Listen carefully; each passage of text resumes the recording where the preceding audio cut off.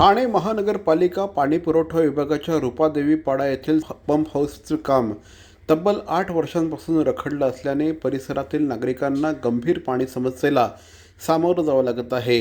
या पार्श्वभूमीवर स्थानिक शिवसेना विभाग प्रमुख तथा माजी नगरसेवक एकनाथ भोईर, नगरसेविका एकता एकनाथ भोईर आणि नगरसेविका यज्ञा भोईर यांनी ठाणे महानगरपालिकेच्या पाणी पुरवठा विभागाच्या संबंधित अधिकाऱ्यांना धारेवर धरत जाब विचारला।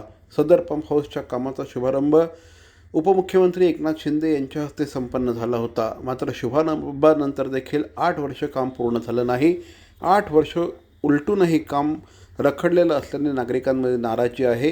जे काही काम झालं आहे ते देखील निकृष्ट असल्याचं आरोप एकनाथ भोईर यांनी केला आहे। पाणी दौरा आम्ही याच्यासाठी केला होता आणि संबंधित आमचे सर्व अधिकारी या ठिकाणी आम्ही बोलवले होते।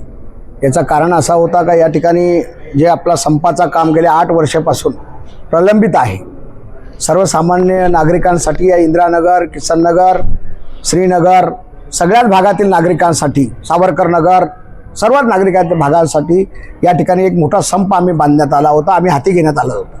माननीय महाराष्ट्र राज्याचे यशस्वी मुख्यमंत्री आणि आदरणीय उपमुख्यमंत्री एकनाथ शिंदे साहेब यांच्या हस्ते याचा भूमिपूजन ॲक्च्युली झाला होता आणि त्या कामाला 8 वर्षे झाली।